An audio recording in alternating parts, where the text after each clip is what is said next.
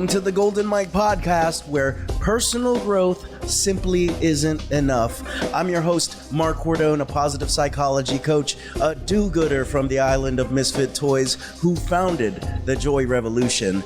Each week I'll wrap with an extraordinary guest doing extraordinary things through their own revolutionary work to talk about the ups, downs, and all-arounds of life. It's my mission to provoke and empower you through increased joy and inspire you to spark your own revolution to change history for the better.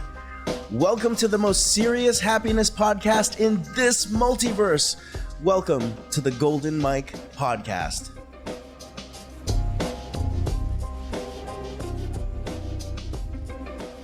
All right, what is shaking? It's another episode of the Golden Mike podcast, and Tonia's already laughing at me. Of course I am.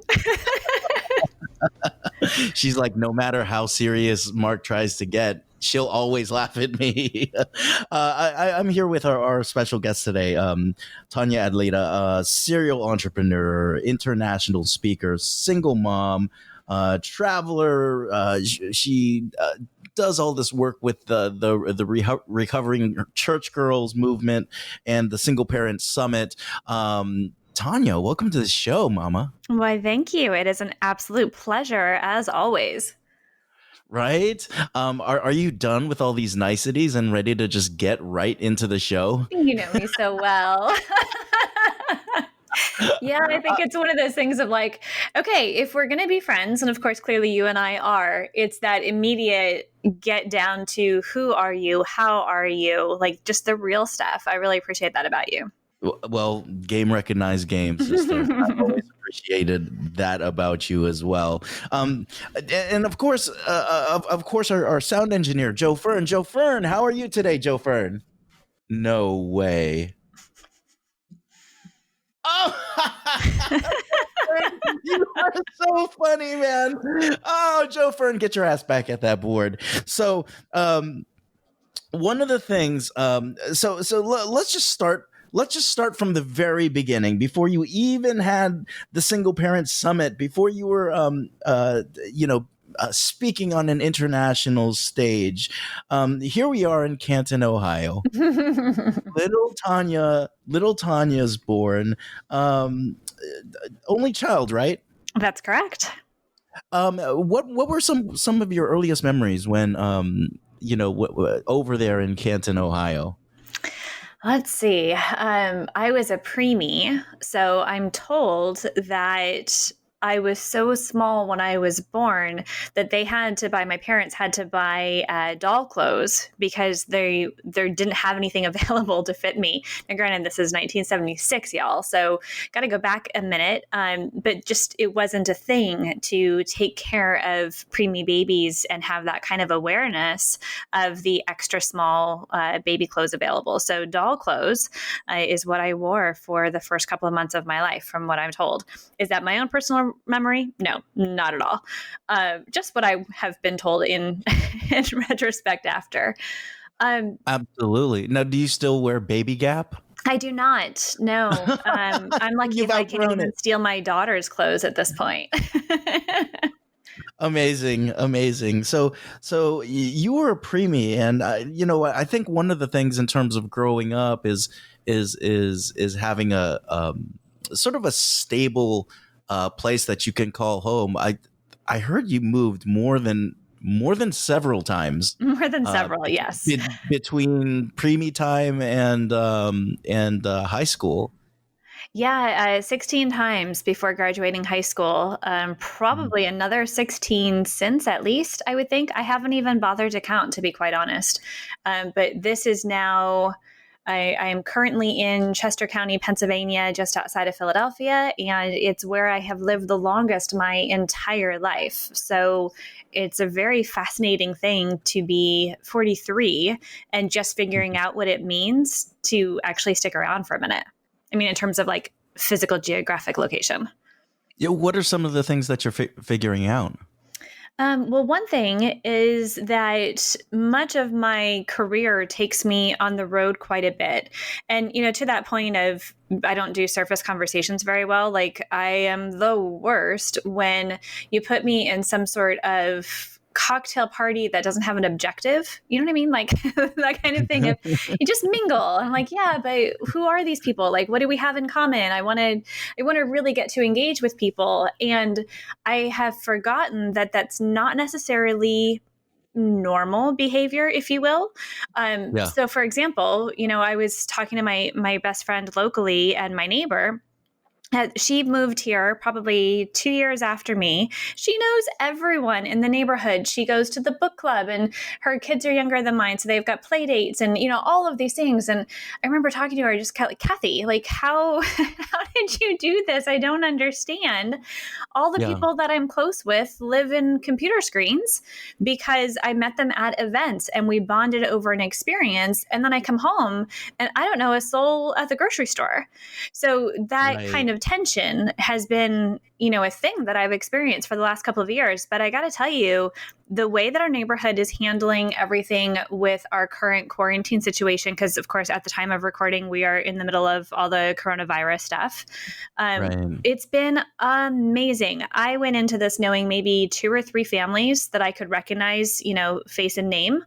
And because of the way the community has come together from Facebook as a neighborhood, I easily have much stronger relationships now. And, they're organizing birthday trains and there's stuffed animals in the windows so people can find them when they go on their walks. Like there's all sorts of these really lovely community things that I don't think we would have had the impetus to create and engage in had we all been living head down in our own lives right now.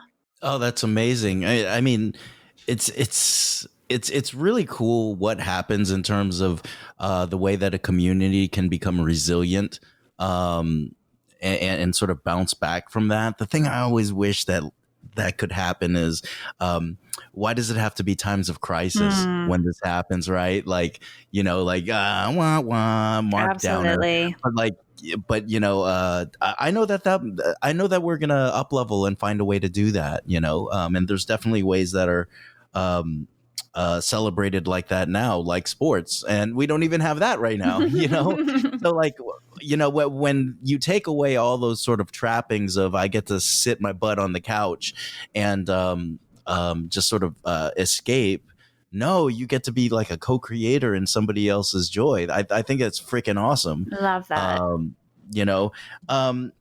In terms of movings, like 16 freaking times. I mean, that's unheard of.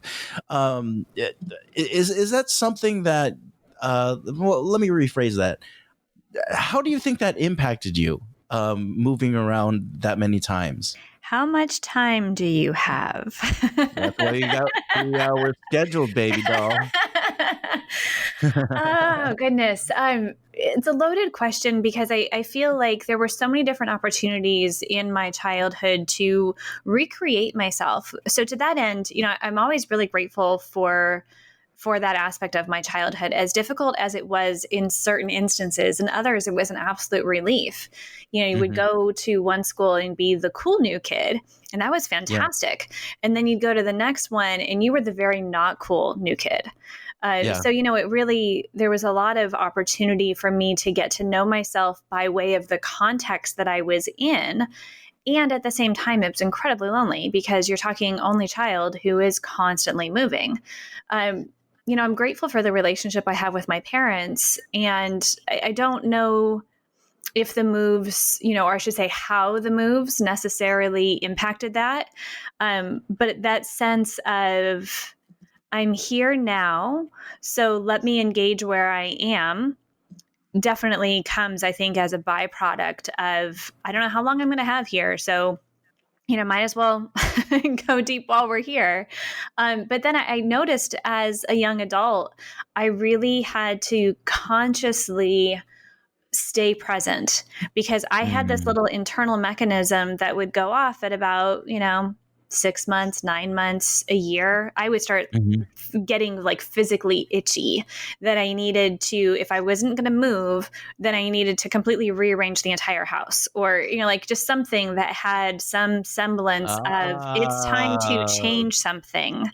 And usually something, on a pretty big scale. Yeah, absolutely. So you still got that itchiness Oh, to absolutely. the novelty of moving. Um, yeah, one of the reasons I think about that is my son has changed schools 4 times already, and he's still at the age of not being able to fully articulate his emotions. And I came to, or not, I came to, his grandparents came to school one day to see him, and they caught him being bullied, Hmm. and he doesn't talk about that. And then, of course, you know, daddy positive psychology wanted to go over there and choke all the kids out. Um, but also at the same time, like I came into this interview being like 16 times, that's like 16 traumas, and Hmm. what I'm hearing is that there were opportunities, there were different contexts. It was really great for you, and so I think one of the things that I'm learning right now is that, hey, it's 4 times, and we're in the middle of the fourth one right now, and there's still a lot of opportunity there, for him to either, if he doesn't pick it up now, in a couple years from now, when he's taken over his dad's Golden Mike podcast, like he's being groomed to, he'll figure that out on his own, like the value of actually being able to move around, right? I think that Right. I think that idea of joy always starts with, like, or people will think it starts with, like, oh, you start out with happiness. No, oftentimes it No. starts with some. It often starts with some sort of dissonance, right? Moving, being the new kid, being picked on, um, and then it's almost like letting it go. And now that I have that space, now I can seal the deal and really live in joy. And then it goes back to the beginning again, like you go in loops, right? Like it continues um, to play over and over and over and over Mhm. again. So yeah, I do appreciate that. Now, you were also a church girl. Absolutely. Yeah, I I guess it's mean, hard to be a recovering one right, when if you you weren't one actually to start went with, one. right? Yeah. No. What are we talking about here? Are we talking about devout? Are we talking about parts of you would parts of you would be like, I'm not sure about that one, or like, were you preacher's kid? Like, what are we talking about here in terms of, like, your level of commitment to the church you were in? Well, I don't know that it was necessarily my level of commitment as it was my parents' level of commitment paired Mm-hmm. with the scripture verse of train up a child in the way in which they should go. So when they are old, they will not depart from it. Very much Mm-hmm. this idea of we are choosing how to structure our lives, and you're along for the ride. And I say that not, there's a little bit of sarcasm in my tone, but it's just a matter of fact. It's the way that the culture was in which I grew up. And I think too, when you talk about the moves, it's really important to kind of put this in context. As many times as I moved and the different situations that could have either been good for me or bad for me, the one thing that was constant throughout all of it was a church. Usually Mm-hmm. it was a small community driven type of organization. Anywhere between a non denominational to Assemblies of God, um, somewhere on the charismatic Pentecostal type of spectrum. Mm-hmm. Um, so the interesting thing about that is that because we were non-denominational, I thought that meant that we were the really progressive ones. I thought it meant Ah, that we were really yeah. open-hearted and we were the good guys. And let's just say I found out that that's not quite what that meant. What did you find out? Oh, before I answer that, I want to mention Yeah. something that I was thinking of when you were talking about your son and his changes, and especially getting caught in that bullying situation. And I kept Yeah. thinking about another conversation that you and I have had before about post traumatic growth. And I Yeah. think that it's so relevant as it comes into conversation with me personally for the recovering church girl component as well. Because Mm. as much trauma as has been experienced, there's always an opportunity to learn from that. And I don't mean to learn from that as if like we are evil or wrong or sinful, and therefore we are the ones that must learn. I'm saying Yeah. there are some serious victims in this Yeah. situation, and I don't use the word lightly. So I want to be really careful with my word here, or with my word choice, in the sense of holding space for those who have been hurt by organized religion, and drawing that line Absolutely. between Yeah. holding someone else accountable and then also stepping into the power to choose our response and to be able to move through this and to grow as a result, or in spite of, in some cases, because I think that there is so much power in that personal application. And oftentimes the goal, the highest value of the culture of organized religion is conformity. So to be able to Right. come out of that and value your own individuality and your own individual spiritual journey, to me, that's the end game. It's not the conformity. It's not dotting the I's. It's not crossing the T's. It's who are you? What lights you up? What is it that you can derive of value, not only from the world you're living in, but also how can you be of value in the world you're living in? Oh, I absolutely love that. I think the first thing that anyone who criticizes the church would want to talk about is this whole idea of indoctrination, right? Mm-hmm. And this whole idea of well, you know, there's a status quo, and you sit when you sit, you stand, you kneel, blah blah blah, right? But you really are moving away from that idea of sort of uh, indoctrination and moving towards accountability and power and agency. Like, Mm. I am the one who calls the shots around here. You Right. know, I not what my parents had set forth for me, right? And also at the same time, like, it does change the notion of the meek shall inherit the earth. It's not the ones who get on their knees and are totally submissive to this God creature. I personally believe that God is in all of us, and it's in everything. Mm-hmm. Um, and but the idea of being meek, to me, is the idea of being in your full power and not necessarily need to, like, brandish it. I think that's ego when Right. when you flaunt your power. And so I do think that there's certain scriptures, the meek shall inherit the earth, right? Like that if we re-look at that, it was like, oh, it was kind of right, but like, we have absolutely taken the translation, and we got lost in it. Oh my And goodness, so yes. right, and so we have to think that that looks like something like piousness, or something, something like you know, like being very pushovery, and that in and of itself is a persona just as much as anything else, and that will drain your ass. Absolutely, absolutely. And when you look at the kind of the bigger picture of the context of so much of the By the way, when did this turn into the Recovering Church Girls podcast? I don't know, but we have another conversation to look forward to on that one.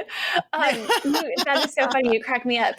But the from the context perspective, though, because you mentioned, of course, the big buzzword when it comes to women in religion. You mentioned the word submit, and Yep. you didn't put it in that context. But of course, the hairs on the back of my neck like stand up at that word still to this day.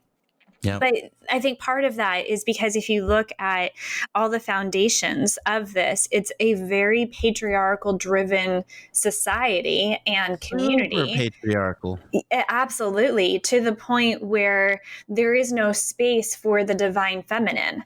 So Mm. it's impossible to get to the point of talking about spiritual agency without recognizing both the divine masculine and the divine feminine, and the fact that we all have both, and that there isn't which again blows my mind thinking about different scriptures that have been taken out of context.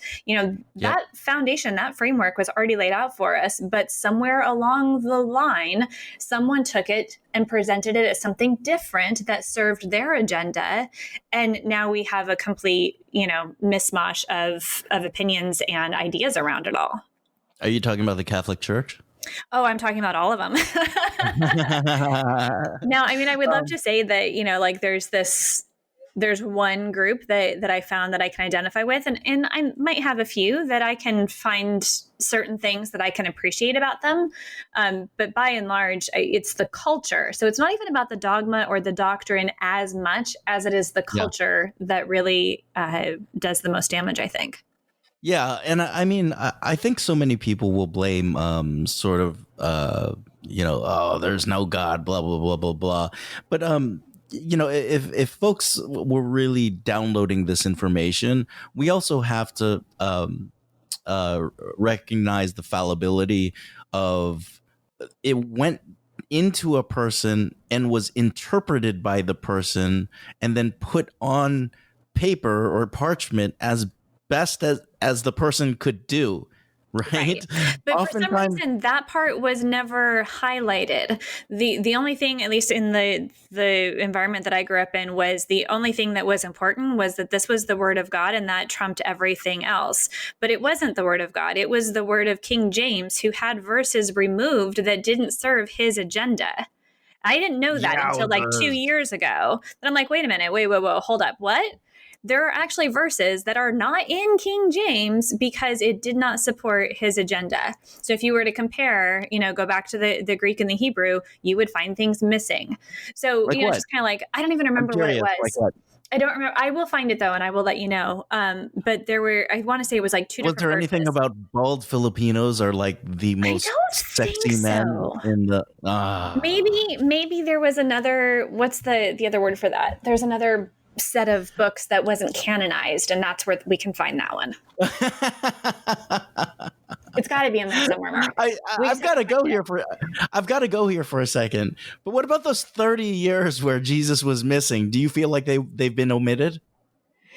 Honestly, I think that's, first of all, a great question. And it never really, there are certain things that I never got that worried about. That would be one. And also the whole pre-trib, post-trib thing.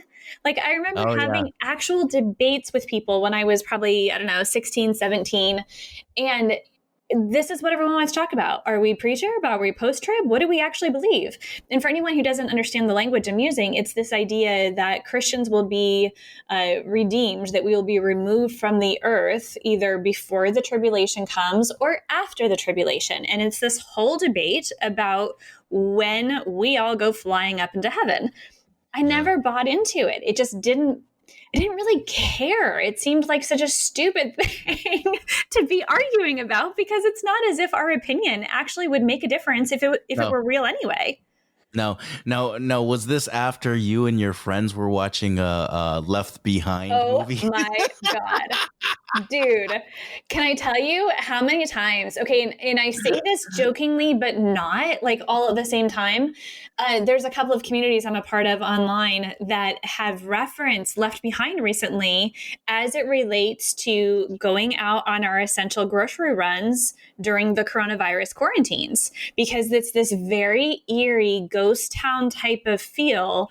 And you have this moment where you're like, oh shit, what if that was real? And what if the rapture happened and I missed it? And oh crap, now what? Just that idea of, it can be very triggering. And again, I'm saying this intentionally. I'm not trying to make light of it, because I've had those moments where I get that panic for just a second. And then I kind of have to talk myself back down again. I'm like, okay, hold on. But I think that movie series did so much damage to the people of our generation, unbelievably so. If he only would have stayed on TGIF, what was the name of the show that he was on? Growing Pains. Oh, yes. I mean, come on. Okay, Kurt. now wait a second. Are you talking about the new version? Oh, wait, there's a new version? I didn't even know. No, when you said Kirk Cameron, or who you're referencing, I would assume, or should assume, I remember the ones Yeah. from back in the 70s. Oh, So I'm talking about there was like a reboot with Kirk Cameron a couple years ago. I didn't okay, even I know did not see that one. And I have no desire to see it. I remember getting like our little church would get the 3 or 4 or 5 families that, you know, all the teenagers hung out together. And that was family movie night, was watching the Left Behind series. And it was terrible. Oh my gosh. Not Oh only the my movie gosh. quality, I mean, again, Yeah, yeah, yeah, reference yeah. like late 70s, early 80s. But oh, yeah, not my Well, favorite moment. I think I think the reason why you wouldn't watch the new Left Behind is because you're so into that Tiger Netflix movie. I have to tell you, my best friend had watched it and she was like, okay, so I need to, you know, explain why I'm watching this. And I'm like, no. And so she was trying to there's 3 of us that are all in a chat together. She was trying to convince me that I should watch it. And I was like, look, I nearly lost my shit on someone in a Zoom call because they asked a really basic question that they may just have not had the information for. I'm like, I am in no position to watch anything that is going to minimize my thought process of humankind right now. Like, I need to be very, very careful because I have no patience for anyone right now in this moment, which is not, I mean, you know me, you've known me for years. Yeah. That's not my default. So when I get to that level, no, the Tiger King and I should never ever meet.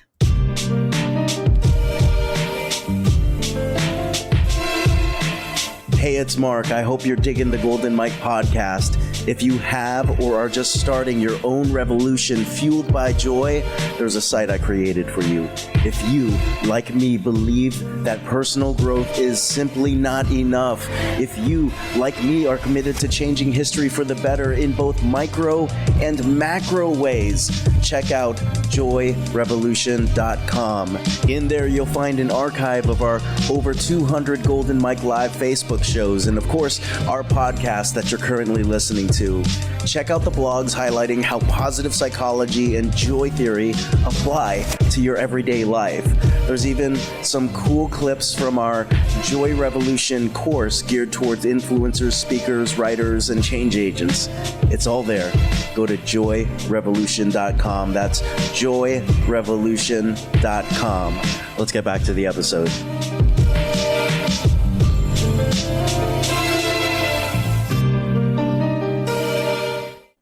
Well, it could be also because watching the Tiger King would be confirmation that we are in post-rapture.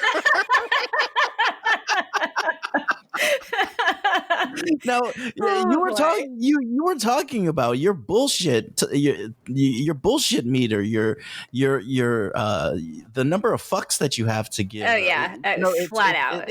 It's down to 1, you know, and by 1, it's that middle finger that you're flicking up in the air right now. Damn right it is. You're so much more punk rock. So isn't my norm way of being, but I'm finding that balance between what is truly self-care in the sense of the boundaries and being able to say, nope, that's not my problem.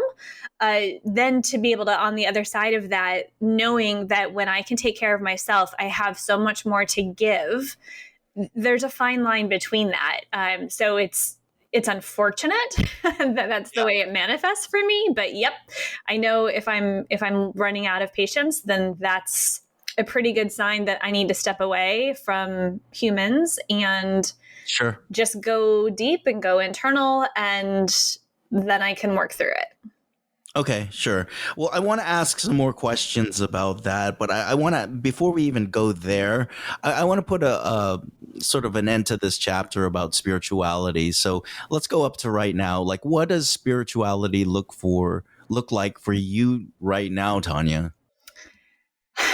It's a really tricky answer for me right now in this moment, because I find myself, like probably so many of us, on sometimes an hourly basis, like not even daily, but sometimes hourly, of just coming to grips with the constant change that we're experiencing.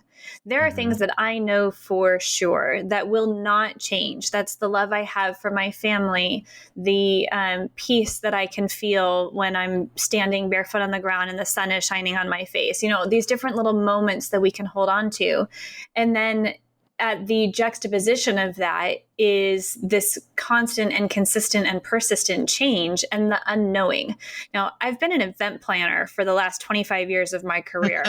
I like plans. I like backup plans. I like closure. I like contingencies. I like to know what the hell is going on. Yeah. I don't know any of those things right now. So then when you ask the question about what does your spirituality look like, I would be remiss to not acknowledge the current situation in answering that, because it's all intermingled together. So I'm sorry, that was a terribly long-winded way to say it depends when you ask. There's this moment of being able to, even when I feel emotionally strung out or mentally overwhelmed with everything that's happening, or, just holding space for those friends I have who are sick and battling COVID right now, all of these different pieces, at the end of the day, I come back to who am I and what do I know for sure? And that idea of connection and interconnection between all of us as humanity, between us and God or spirit or universe or source, or whatever verbiage rings true for you, that idea of unity and connection is where I find so much peace and comfort and joy, even in the midst of everything that we're doing now and before all this. Oh, so almost in a very backwards way, you kind of said it changes depending on context, but it's built on the foundation, a strong foundation of connection. Absolutely. Okay. So let's talk about this. We start to grow up. We grow up. We moved to different towns. We didn't even talk about the fact that, you would go on these missions to Haiti and Egypt and Albania after high school. When was it? What did you do after high school? Oh gosh, Mark, you might regret asking this question. I was a part of a ministry for a year. It was an internship program, and it was one that was very much the elite, the cream of the crop. We were told often that we were the cream of the crop of the American, and I think we might have had one or two Canadians, but the North American teenage population. And the idea of this internship was to help facilitate short-term missions trips, which is incredibly ironic now, because now as a grown-ass adult, I'm not so sure that I think that short-term missions are such a good idea. But that's beside the point. The internship program. Why don't you think that's a good idea? Well, I think part of it, and I had the moments while I was overseas when I was a teenager of just, are we doing any good? Like, is this really the best that we could be doing for these people? Is learning a drama and showing up on a street corner and butchering the language, at least we attempted the language, but, to try and get people to come and watch our drama and show them the story of Christ, and then pray with them afterwards. Is this the best that we could be doing to meet them where they are and to truly help? And I think in some cases, it was a good thing. And I'm not trying to throw the baby out with the bathwater here.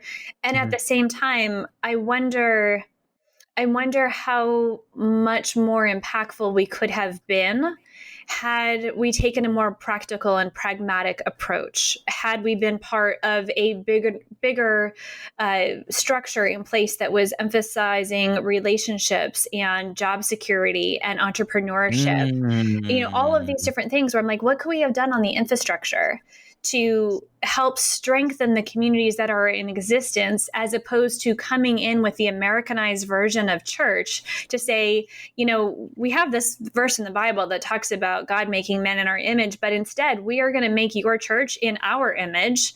And therefore, then you'll be able to get closer to God because you look more like the American church. Yeah, Yeah. Okay. I've got some concerns. This is very Book of Mormon. It is very Book of Mormon, which I saw for the first time just recently. And here's the crazy part. So I bought tickets that morning. You know, it was one of those like, I want to go to a show, but I don't know what I'm going to go see. Okay, here's what it's going to be. Do you know that the random assignment of the person next to me was a gentleman from Cairo? So here I am sitting here and I'm having my own moment experiencing this show. And then during intermission, we're talking and he's like, you know, blah, blah, blah. And I was like, well, this is really crazy for me because, you know, I went on these missions trips when I was a kid. He's like, oh really? Where did you go? I said, well, I was in Egypt. And he's like, okay, whereabouts? And I was like, I was in Cairo and Alexandria. He's like, yeah, my family's from Cairo. So here we start comparing notes. And I was like, oh, okay, this is weird. Like, I need a minute to kind of think through. Tell Who me am I? you didn't impact him like at some point. You didn't cross paths at one Right? point. But I'm just like, but like who was I to think as, you know, this young privileged American girl to go over and dictate how they should be living their life according to my church's standards? Like it's mind-blowing to me now in retrospect. Oh wow. That's absolutely amazing. Yeah, it was a bit of a mind twister. The more we get into this interview, the more I realize the recovering church girl in you will just continue to show up. So. Yeah, sorry. I'm trying to turn that one down, but No. Don't turn that one down. We're pulling a seat up for Tonia, the recovering church girl, as we go through other parts of your your experience, the journey, right? Well, I think that's part of it, is because those of us that grew up in this environment, we weren't safe to have these conversations. Like so many people have reached out to me since to say, you know, I thought it was just me. I thought I was the only one that had these questions or had these doubts or didn't really buy into this, you know, 100% or whatever the case might be. And because of that, I feel like one of my biggest jobs in recovering church girls is that idea of providing the validation and the platform to be able to share individual experiences, because stories, I mean, we find ourselves in each other's stories. To be able to say, I see you, I understand, and I'm with you. That's what this is all about from my perspective. Absolutely. I think one of the most powerful things that you can do is to really see another person. And so it's fantastic. And I think churches, just like any other systems that kind of shuttle you through, have the potential to miss you, not see you. Yeah. Right. Okay, here we go. Egypt, Book of Mormon, all this shit. Right. Now, post that experience in terms of being in that youth group, where did we go from there? Well, so the internship that I mentioned, so it's the ministry's purpose was to take teenagers on these short-term mission trips. And what that meant, here's, you know, the brilliant system that you're just like, I did what? Is that we weren't paid for part of the internship. That's not incredibly unusual, you know, to have an unpaid internship. But what is rather unusual is we had to fundraise to cover our costs and pay the ministry for the opportunity to be able to work there. I nearly got sent home because I didn't have enough funds at one point in time. And then we had a stipend that we were given. We lived in apartments. We were the lucky ones, I think, because my class was the last one in Tulsa, Oklahoma, before the ministry bought several acres in Texas. And frankly, they really went off the rails then. There were issues in our class. They got progressively worse to the point where the ministry ended up on a special on MSNBC about being a cult. And it was, I'm going to say it was probably a good 15 years after I had completed my internship when we're now all of a sudden having all of these air quote family, air quote calls about how we need to protect the ministry in this moment of PR crisis. And then shortly after that, it was coming to light that the ministry founder was up for all sorts of other concerns, you know, financial issues and leadership issues and all the rest of it. So all of that to say, this, the way that this paralleled my life was, I'd say probably about 2 or 3 years after my marriage with my kid's dad had ended, and I Okay. remember sitting out on the back porch on one of these phone calls, and my kids were probably 6 and 7 at the time, and I'm sitting here and I'm just like, hold on a second, cult. Really? Let me just sit with that for a minute. It took me a good 10 years to really truly wrap my head around the idea of like, yeah, I see it now. I was in a cult. Oh my gosh. Oh my gosh. Yeah, I haven't talked Now, about this very much yet. wow. So the stuff that you saw in MSNBC, were you like, nope, they're right, reporting straightforward, or were you like, nah, they're adding like all this drama Oh music? no, And it was 100% accurate. wow. 100% Wow. accurate. Yeah, Okay. tons of trauma, physical, spiritual, emotional, mental, tons of trauma. And like I said, we were the lucky ones, in my class, because the changes that were made taking the internship out of a community base, like we lived in apartments, we went to other churches, we could still, go to the movies, that kind of thing. When they moved to Texas, they moved to a 40-acre property that was inclusive. They lived in bunks. They went to the mess hall. They did trainings out in the woods, type of a thing. Like, it went Oh my gosh, it's like crazy. Waco. Um, Wanted to throw. You're throwing me off of my Sorry. questioning route. Damn it.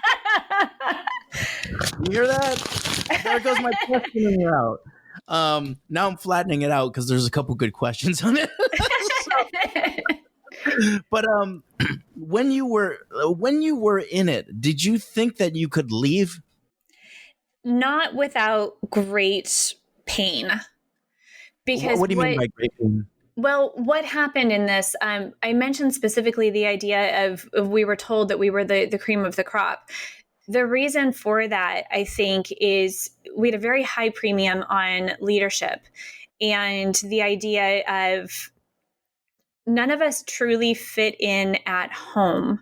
We were all one extreme or the other, either the poster child of our youth group, that's the spectrum, or the side of the spectrum that I fell on, going to the short-term missions trips and doing the fundraisers, and I was the good girl, all the rest of it, or the complete opposite end of the spectrum. There were a couple of guys in my class that had been selling drugs and all sorts of things, and then had a radical transformation and in their salvation, and then they were conscripted into the program as well. And I realized the word choice I'm using, I'm like, yep, that's pretty accurate. Wow. But anyway, all of that to say, our curriculum, we would work. Okay, well, let me back up. We would be up usually around 5 o'clock in the morning to go train together en masse. And at one point in time, one of the big experiences in the internship was hiking Pikes Peak. And we did it, and this was in Colorado Springs. We did this in teams, and we would train for it physically. So that meant that we were up in the morning, we were running in apartment groups, it was, everyone was doing it. And then the intention was that you would then go back to your apartment, you would have your quiet time, and then you would get ready to go to the office. We worked in the office for 40 hours a week. Everyone else worked 40. I think I was usually around 60, just because that's my nature. That's who I am.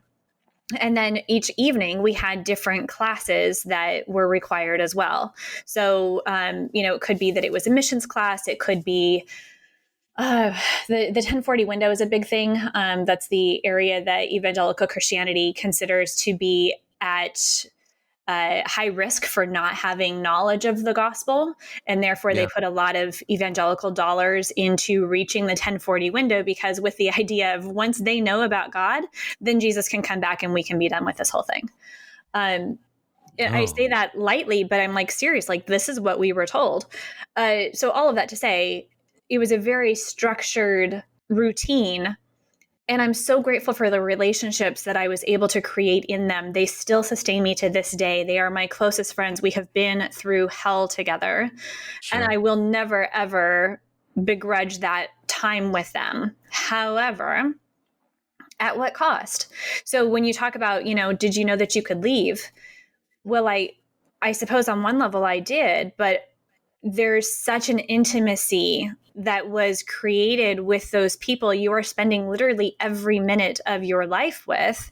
And Sure. you're being told that this is your highest and best purpose in this moment.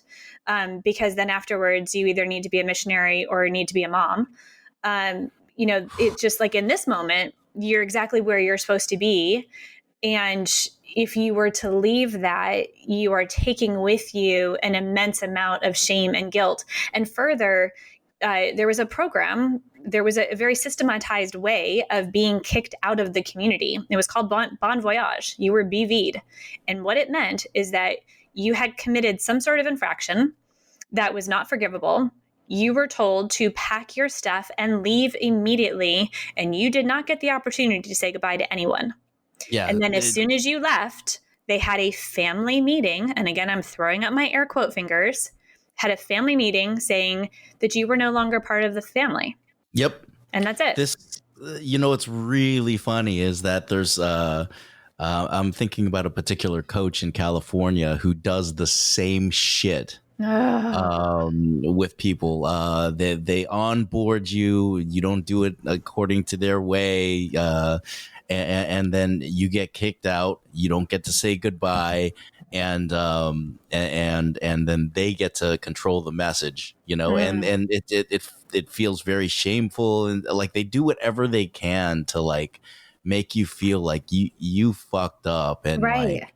Right. And just fear of that. I remember being like, man, they're just like trying to get my money just based on that fear.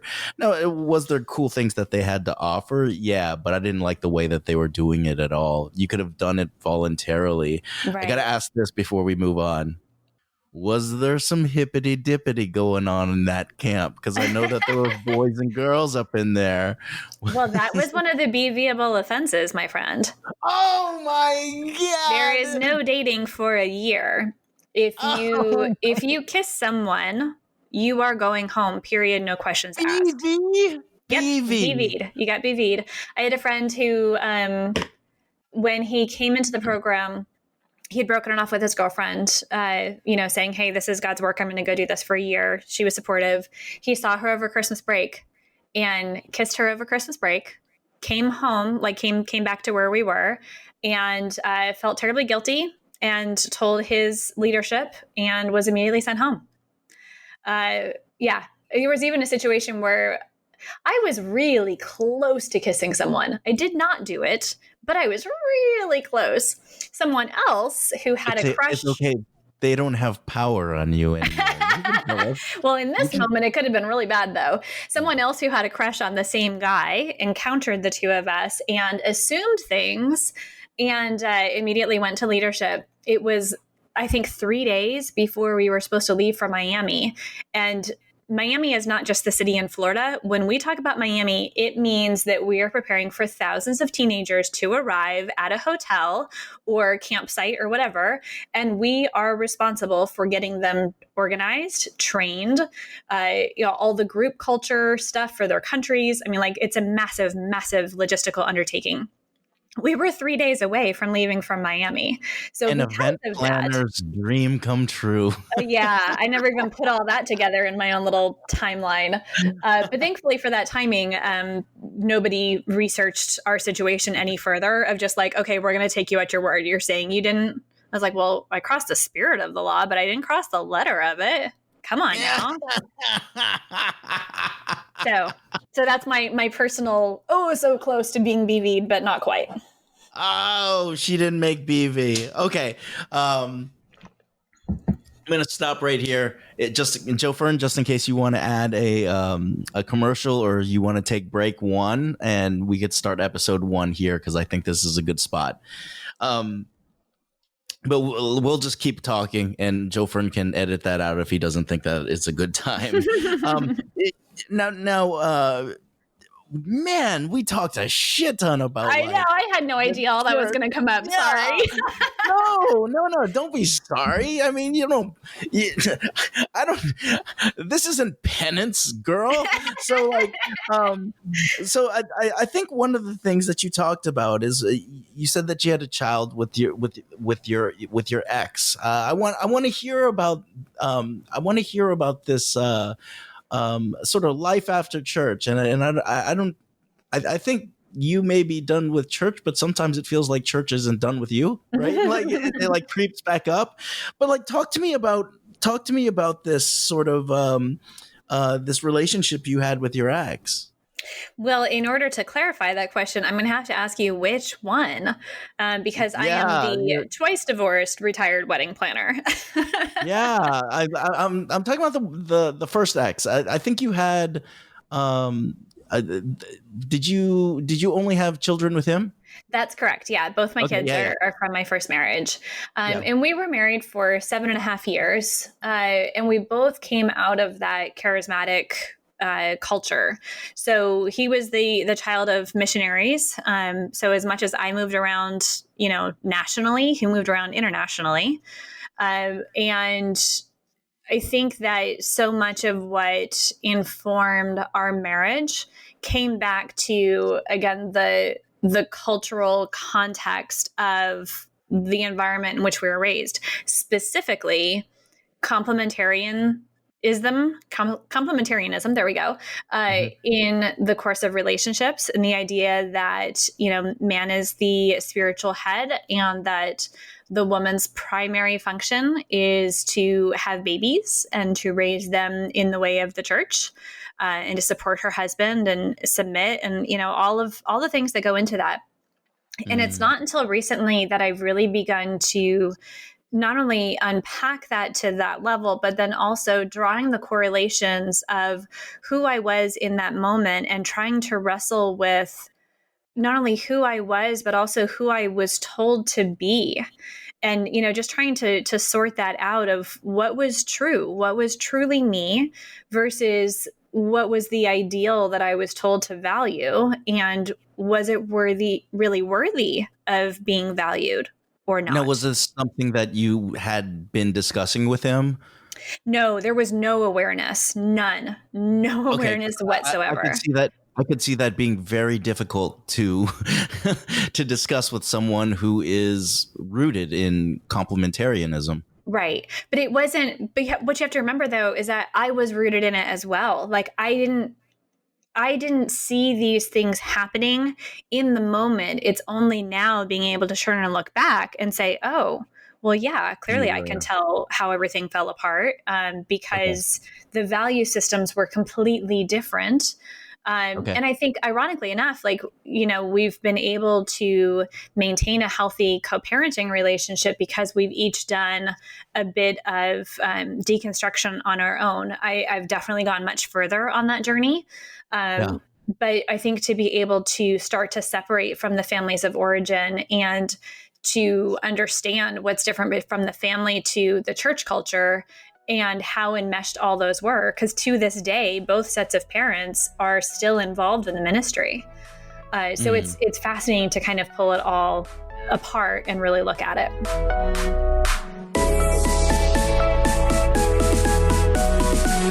I hope you enjoyed the Golden Mike podcast. There's more good stuff coming your way. But until the next episode, let's stay in touch, yes? Find us on Instagram as The Joy Rev, or communicate with like-minded revolutionaries in our Facebook group. Search The Joy Revolution Underground.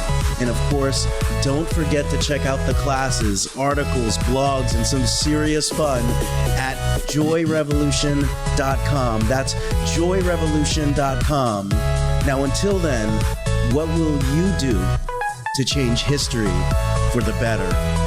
Let's go out and play, shall we? Press start to begin.